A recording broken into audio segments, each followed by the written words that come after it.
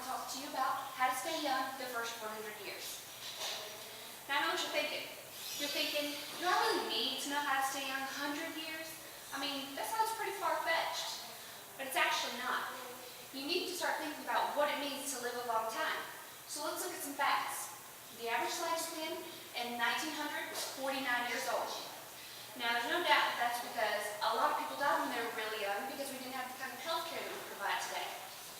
Today, the average lifespan is 77 years and growing.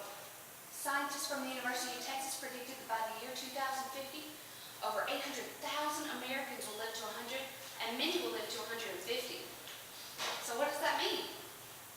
That means this is a topic you and your family need to know about. If we're going to live here a long time, we want that to be a quality long life. We don't merely want to just exist on this planet. We want to be able to live, work, and play on this planet. Now we have a whole group of baby boomers that are moving into the over 50 phase of life. Long life are those major areas of health concern past the age of 50 if we don't do something beforehand to prevent these problems. For example, we're continually being confronted with the devastation of mental diseases such as Alzheimer's. Now this disease didn't just start. We just see it a lot more because dementia doesn't usually affect a person until they're at least 70 years or older. We also see more of the importance of taking care of our skin. Old age has brought about a huge growth in the cosmetic industry. But the biggest problem we've seen come about with longer life is our ability to move around better than we used to. We've increased our life's activities and we've increased our chances of living past 80, but we haven't really changed the way we take care of our spine. Now the stats show that the most common cause of functional disability in a person past the age of 50 is spinal disorders. Now say I came to you and I told you that this man's name is Steve and he's going to come to your house tomorrow at 7 o'clock and rob you of all your possessions. Would you do something about it or would you just let it happen? We'd probably be waiting for him, right? Us, the cops, somebody would be. Well, now I'm able to tell you what is going to rob you of your functional capabilities and when it's going to happen. Are you going to do something about that? Well, just like we would protect our home if we could, we should want to protect our health and our ability to function. Think about this. If we lose our mobility at 65 and live to 105, that's 40 years of immobility and pain. Now let's take a look at some areas where we've already made some improvements for our health. We take so much better care of our teeth now that they last longer, they're whiter, and they cause us less pain. We also see more and more people living with less wrinkles. There has been a 465% increase in the total number of cosmetic procedures just since 1997. That's 12 million cosmetic procedures per year just to get rid of another ramification of getting older. Now I'm all for us having perfect teeth and less wrinkles, but I think we can all agree that if you can't move, a lack of mobility is going to make you look a lot older than crow's feet. But why do we take care of our teeth and our wrinkles before we take care of our spine? Well, probably for the simple fact that if our spine were on our face, we'd probably take better care of it. We don't wait until our teeth go out before we take care of them, so we really shouldn't wait until our back goes out before we take care of it either. The chances are huge that we're going to live past 50 or longer. So why is it so important to take care of our spine? Because there's no such thing as a spinal transplant. You can get a new set of teeth, and almost every one of your organs can be replaced, but you only get one spine. If you don't take care of your spine, you just have to live with the pain. And don't forget, you can't get a new neck either. 1 in every 3 adults suffers from neck pain past the age of 50. Now, I don't know about you two, but I definitely want to be able to use my neck past the age of 50 without experiencing pain.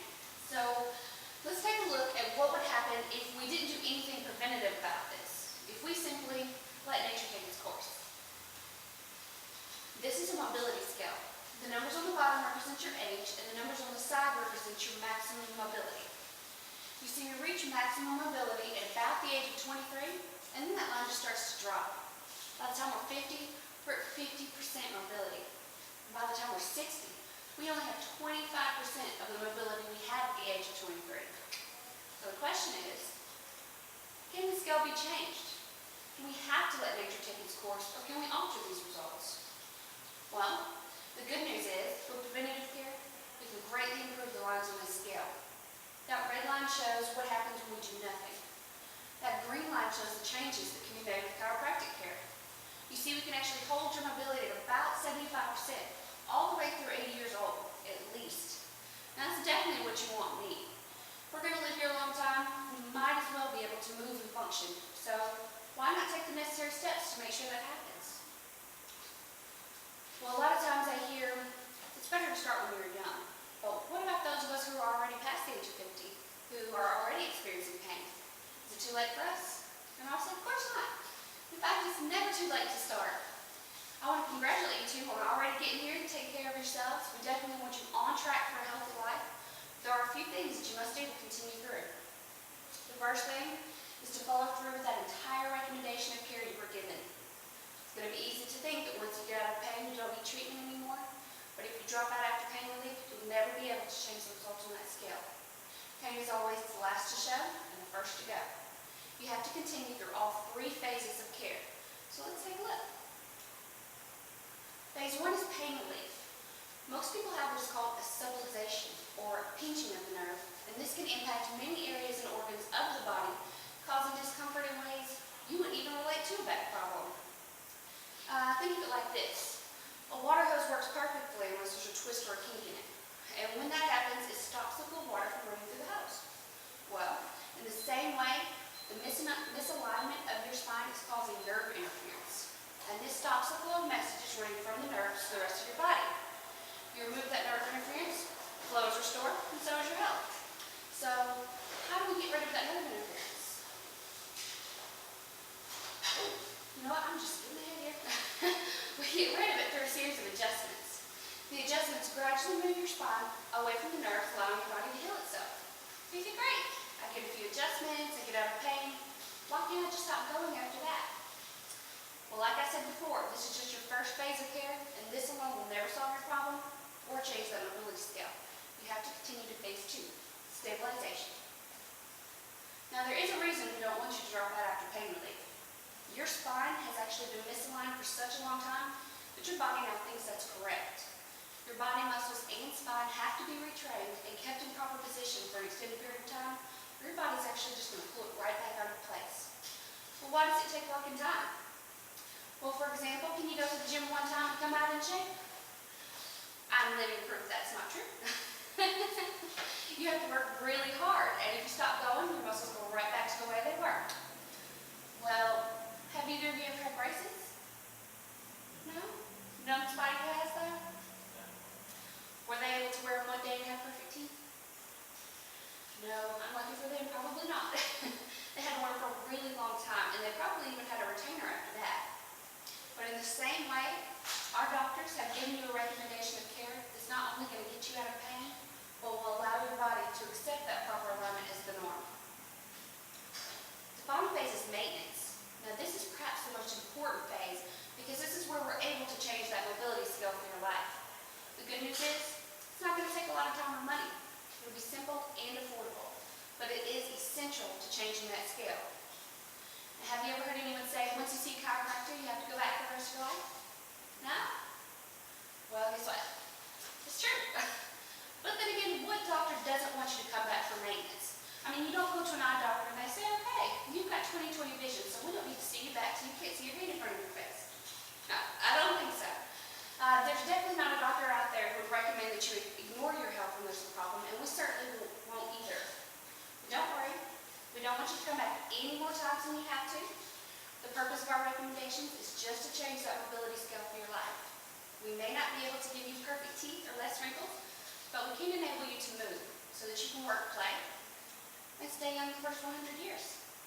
Now, a few more things before we go. I started working for Dr. Cannon about a year and a half ago, and I can honestly say that when I started, I didn't know anything about chiropractic care. Nothing. I could barely spell it.